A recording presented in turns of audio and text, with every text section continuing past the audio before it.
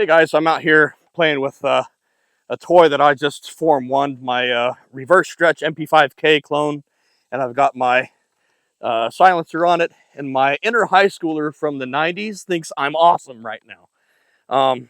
And I want to talk briefly while I'm playing with my new toy about optic mounting choices, specifically height over the rail. So on this particular gun, a lot of people ask me, I get it on Facebook and Instagram. People are trying to choose what optic to go with, and not just for their AR, but for other stuff, right? Not every rifle is an AR. Not every PCC is an AR. But what mount should I use for my Gideon optic on my dot, dot, dot? What do you recommend for my lever gun? What do you recommend for my Smith & Wesson PCC, the one that folds to the side, or my Kel-Tec PCC that folds over the top? And so I go through and I have this conversation with them. So I'm going to have a conversation with you real quick. It's the same thing. It depends on where your head is in relation to the optic, how big your head is, how long your neck is, and what your personal preference is. So it's a simple question, and the answer is it depends. Doesn't that suck? For me, I'm a short dude. I'm 5'6" and shaped like R2D2, and I have kind of a big round head, but a short neck. And I like sort of a medium pressure cheek weld. That's what I prefer. So I have this Advocate on a low mount. It comes in the box with a high mount that's an offset mount. You can either cant it forward or back. It's reversible. If yours comes in the box and it's canted forward and you want it canted backwards, you can flip it in about 5 minutes. No big deal. I've got a YouTube on how to do that.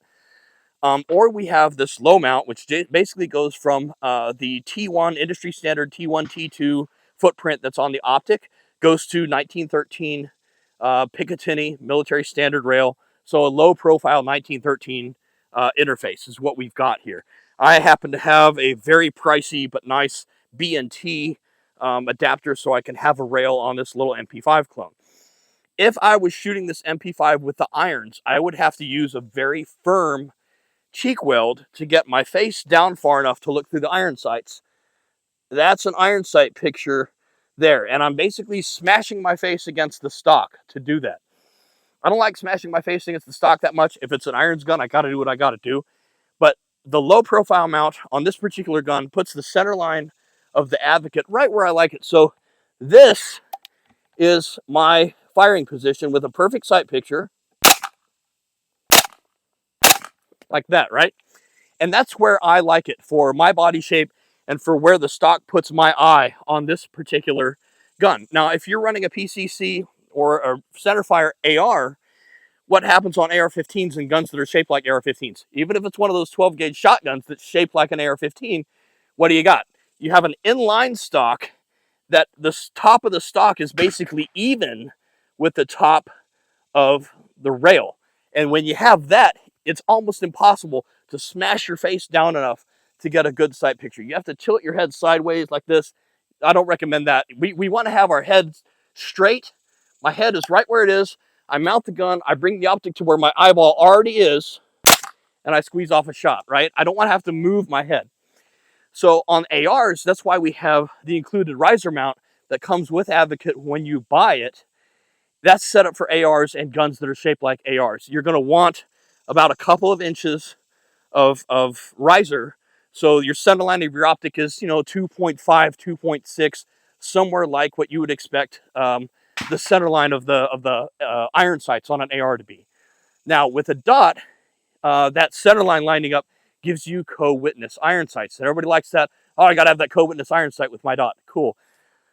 With prism scopes like the Advocate 1X, does not matter. There's no such thing as co-witness through this. Don't worry about it. There's never a time when you're going to want co-witness because I'm either illuminated and I have this reticle, this particular one's in green. I either have a green reticle or I have a black reticle because I turned the illumination off or the battery conked out or the battery's missing or whatever.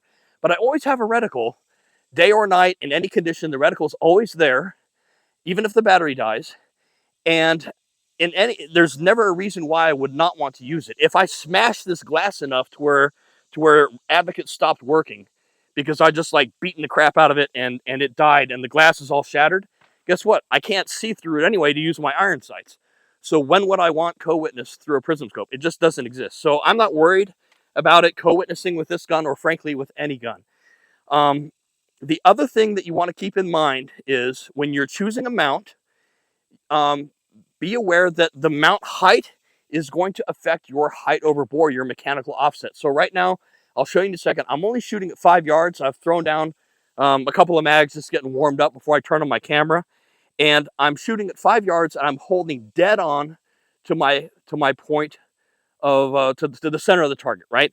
And so the center line of my optic is way up here, and the center line on my barrel is down there where the can is. So there's an offset of about that much up close. If I had this on a riser mount on the MP5, which I know guys do. Hey, Chris Goldsmith does this.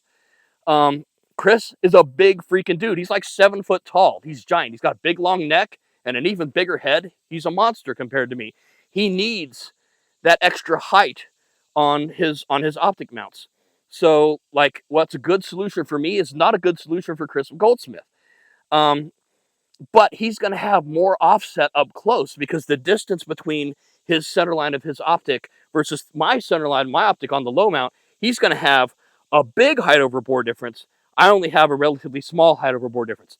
Guys, that's up to you as a shooter to put rounds down range and figure out what your height over bore is up close with your preferred firearm, okay? Whether it's whatever, a shotgun, a 5.56 carbine, a PCC. You need to learn, if I shoot right to the center of this thing,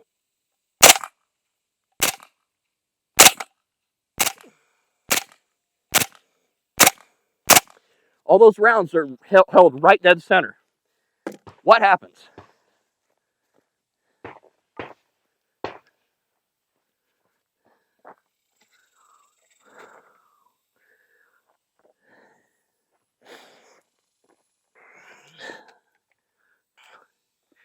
Okay, you can see the gun's on safe.